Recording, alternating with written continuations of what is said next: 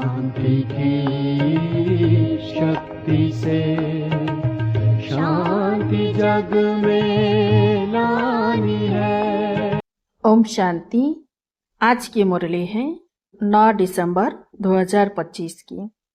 मीठे बच्चे, बाबा आए हैं तुम्हें बेहद की जागीर देने। ऐसे मीठे बाबा को तुम प्यार से याद करो तो पावन बन जाएंगे। प्रश्न, विनाश का समय जितना नजदीक आता जाएगा उसकी निशानियां क्या होंगी? उत्तर, विनाश का समय नजदीक होगा तो सबको मालूम पड़ता जाएगा कि हमारा बाबा आया हुआ है। 2 नंबर, अब नई दुनिया की स्थापना, पुरानी का विनाश होना है, बहुतों को साक्षात्कार भी होंगे। 3 पॉइंट, सन्यासियों, राजाओं आदि को ज्ञान मिलेगा। 4 नंबर, जब सुनेंगे कि बेहद का बाप आया है, वही सदगति देने वाला है तो बहुत आएंगे। 5 नंबर, अखबारों द्वारा अनेकों को संदेश मिलेगा। 6 नंबर, तुम बच्चे आत्म अभिमानी बनते जाएंगे, एक बाप की ही याद में अतीन्द्रिय सुख में रहेंगे। गीत है, इस पाप की दुनिया से कहीं और ले चले। ओम शांति। यह कौन कहते हैं और किसको कहते हैं? रूहानी बच्चे। बाबा घड़ी घड़ी रूहानी क्यों कहते हैं? क्योंकि अब आत्माओं को जाना है, फिर जब इस दुनिया में आएंगे तो सुख होगा। आत्माओं ने यह शांति और सुख का वर्षा कल्प पहले भी पाया था, अब फिर यह वर्षा रिपीट हो रहा है। रिपीट हो तब सृष्टि का चक्र भी फिर से रिपीट हो। रिपीट तो सब होता है ना, जो कुछ पास्ट हुआ है सो रिपीट होगा। यूं तो नाटक भी रिपीट होते हैं, परंतु उनमें चेंज भी कर सकते हैं। कोई अक्षर भूल जाते हैं तो बनाकर डाल देते हैं, इसको फिर बाइस्कोप कहा जाता है। इसमें चेंज नहीं हो सकती, यह अनादि बना बनाया है। उस नाटक को बना बनाया नहीं कहेंगे। इस ड्रामा को समझने से फिर उनके लिए भी समझ में आ जाता है। बच्चे समझते हैं जो नाटक आदि अभी देखते हैं वह सब है झूठे। कलयुग में जो चीज देखी जाती है वह सतयुग में होगी नहीं। सतयुग में जो हुआ था सो फिर सतयुग में होगा। यह हद के नाटक आदि फिर भी भक्ति मार्ग में ही होंगे। जो चीज भक्ति मार्ग में होती है वह ज्ञान मार्ग अर्थात सतयुग में नहीं होती। तो अभी बेहद के बाप से तुम वर्षा पा रहे हो। बाबा ने समझाया है, एक लौकिक बाप से और दूसरा पारलौकिक बाप से वर्षा मिलता है। बाकी जो अलौकिक बाप है उनसे वर्षा नहीं मिलता, यह खुद उनसे वर्षा पाते हैं। यह जो नई दुनिया की प्रॉपर्टी है वह बेहद का बाप ही देते हैं, सिर्फ इन द्वारा इनसे अडॉप्ट करते हैं, इसलिए इनको बाप कहते हैं। भक्ति मार्ग में भी लौकिक और पारलौकिक दोनों याद आते हैं। यह अलौकिक नहीं याद आता क्योंकि इनसे कोई वर्षा मिलता ही नहीं है। बाप अक्षर तो बरोबर है, परंतु यह ब्रह्मा भी रचना है ना, रचना को रचता से वर्षा मिलता है। तुमको भी शिव बाबा ने क्रिएट किया है, ब्रह्मा को भी उसने क्रिएट किया है। वर्षा क्रिएटर से मिलता है, वह है बेहद का बाप। ब्रह्मा के पास बेहद का वर्षा है क्या? बाप इन द्वारा बैठ समझाते हैं, इनको भी वर्षा मिलता है। ऐसे नहीं कि वर्षा लेकर तुमको देते हैं। बाप कहते हैं तुम इनको भी याद न करो, यह बेहद के बाप से तुमको प्रॉपर्टी मिलती है। लौकिक बाप से हद का, पारलौकिक बाप से बेहद का वर्षा दोनों रिजर्व हो गए। शिव बाबा से वर्षा मिलता है, बुद्धि में आता है। बाकी ब्रह्मा बाबा का वर्षा क्या कहेंगे? बुद्धि में जागीर आती है ना, यह बेहद की बादशाही तुमको उनसे मिलती है। वह है बड़ा बाबा। यह तो कहते हैं मुझे याद नहीं करो, मेरी तो कोई प्रॉपर्टी है ही नहीं। जो तुमको मिले, जिससे प्रॉपर्टी मिलनी है उनको याद करो। वही कहते हैं मामी कम याद करो। लौकिक बाप की प्रॉपर्टी पर कितना झगड़ा चलता है, यहाँ तो झगड़े की बात नहीं। बाप को याद नहीं करेंगे तो ऑटोमेटिकली बेहद का वर्षा भी नहीं मिलेगा। बाप कहते हैं अपने को आत्मा समझो। इस रथ को भी कहते हैं तुम अपने को आत्मा समझ, मुझे याद करो तो विश्व की बादशाही मिलेगी। इसको कहा जाता है याद की यात्रा।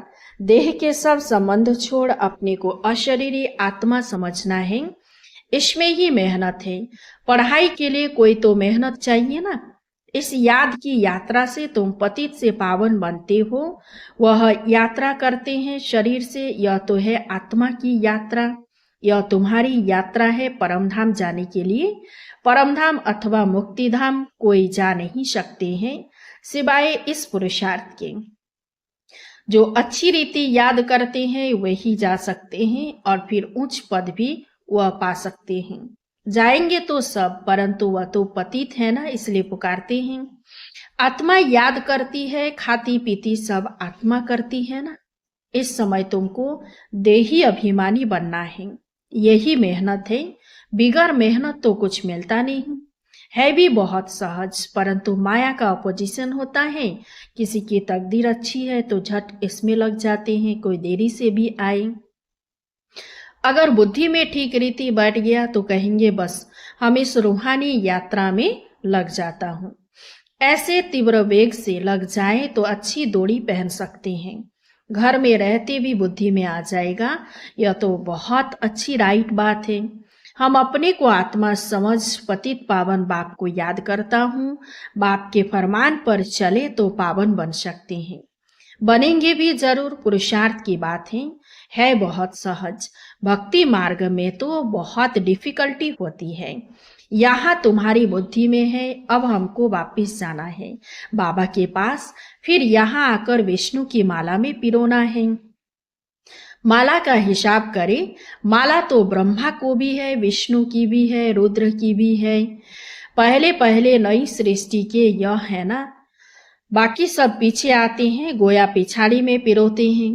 कहेंगे तुम्हारा उच्च कुल क्या है, तुम कहेंगे विष्णु कुल। हम असल विष्णु कुल के थे, फिर क्षत्रिय कुल के बने, फिर उनसे बिरादरियां निकलती हैं। इस नॉलेज से तुम समझते हो बिरादरियां कैसे बनती हैं। पहले पहले रुद्र की माला बनती है, ऊंचते ऊंच बिरादरी है। बाबा ने समझाया है यह तुम्हारा बहुत उच्च कुल है। यह भी समझते हैं सारी दुनिया को पैगाम जरूर मिलेगा। जैसे कोई कहते हैं भगवान जरूर कहाँ आया हुआ है, परंतु पता नहीं पड़ता है। आखिर पता तो लगेगा सबको, अखबारों में पढ़ता जाएगा। अभी तो थोड़ा डालते हैं। ऐसे नहीं कि एक अखबार सब पढ़ते हैं। लाइब्रेरी में पढ़ सकते हैं, कोई 2-4 अखबार भी पढ़ते हैं, कोई बिल्कुल नहीं पढ़ते। यह सबको मालूम पड़ना ही है कि बाबा आया हुआ है। विनाश का समय नजदीक होगा तो मालूम पड़ेगा। नई दुनिया की स्थापना, पुरानी का विनाश होता है। हो सकता है बहुतों को साक्षात्कार भी हो। तुम्हें सन्यासियों, राजाओं आदि को ज्ञान देना है। बहुतों को पैगाम मिलना है। जब सुनेंगे बेहद का बाप आया है, वही सदगति देने वाला है, तो बहुत आएंगे। अभी अखबार में इतना दिलपसंद कायदे मुजीब निकला नहीं है। कोई निकल पड़ेंगे, पूछताछ करेंगे। बच्चे समझते हैं हम श्रीमत पर सतयुग की स्थापना कर रहे हैं। तुम्हारी यह नई मिशन है। तुम हो ईश्वरीय मिशन के ईश्वरीय भांति। जैसे क्रिश्चियन मिशन के क्रिश्चियन भांति बनवाते हैं, तुम हो ईश्वरीय भांति। इसलिए गायन है, अतीन्द्रिय सुख गोप गोपियों से पूछो जो आत्म अभिमानी बने हैं। एक बाप को याद करना है, दूसरा ना कोई। यह राजयोग एक बाप ही सिखलाते हैं। वे ही गीता का भगवान है। सबको यही बाप का निमंत्रण व पैगाम देना है। बाकी सब बातें हैं ज्ञान श्रृंगार।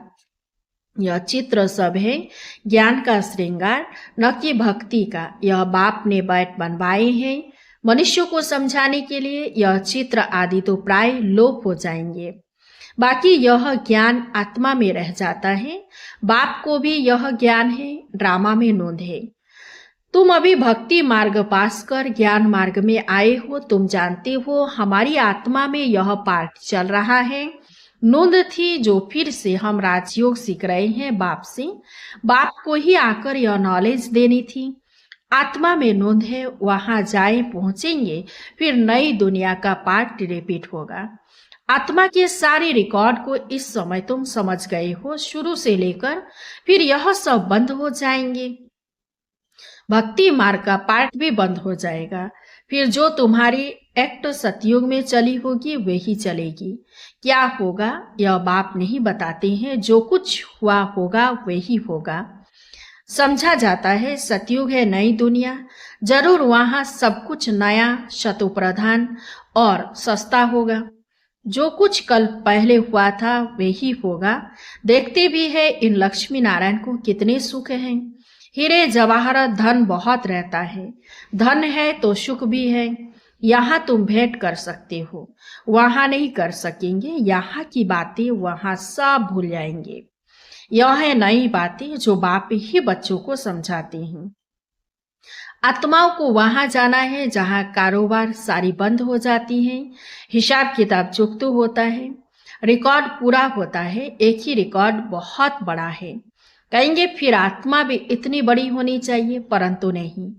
इतनी छोटी आत्मा में 84 जन्मों का पार्ट है। आत्मा भी अविनाशी है। इनको सिर्फ वंडर ही कहेंगे। ऐसे आश्चर्यवत चीज और कोई हो न सके। बाबा के लिए तो कहते हैं सतयुग त्रेता के समय विश्राम में रहते हैं, हम तो ऑलराउंड पार्ट बजाते हैं। सबसे जास्ती हमारा पार्ट है तो बाप वर्षा भी ऊंच देते हैं।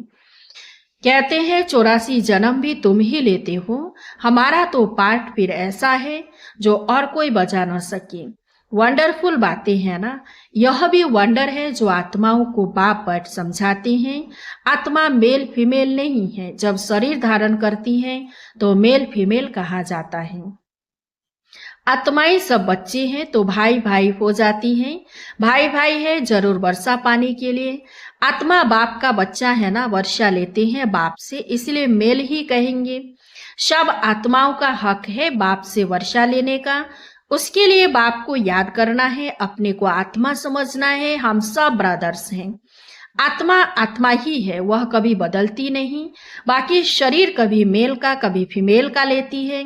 यह बड़ी अटपटी बातें समझने की हैं और कोई भी सुना न सके बाप से, या तुम बच्चों से ही सुन सकते हैं।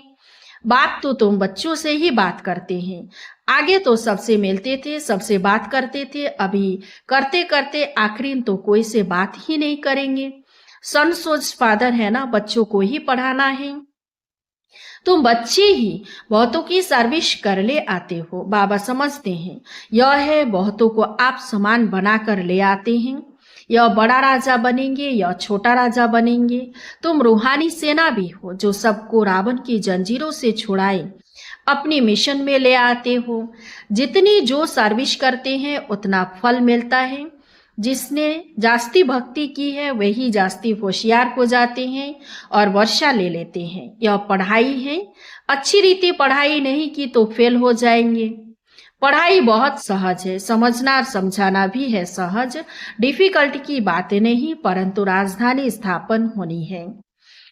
उसमें तो सब चाहिए ना, पुरुषार्थ करना है। उसमें हम उच्च पद पाए, मृत्यु लोक से ट्रांसफर होकर अमर लोक में जाना है। जितना पढ़ेंगे उतना अमरपुरी में उच्च पद पाएंगे। बाप को प्यार भी करना होता है, क्योंकि यह है बहुत प्यारी थी प्यारी वस्तु। प्यार का सागर भी है, एक रस प्यार हो न सके। कोई याद करते हैं, कोई नहीं करते हैं। किसको समझाने का भी नशा रहता है ना। यह बड़ा टेम्पटेशन है। कोई को भी बताना है यह यूनिवर्सिटी है, यह स्पिरिचुअल पढ़ाई है। ऐसे चित्र और कोई स्कूल में नहीं दिखाए जाते।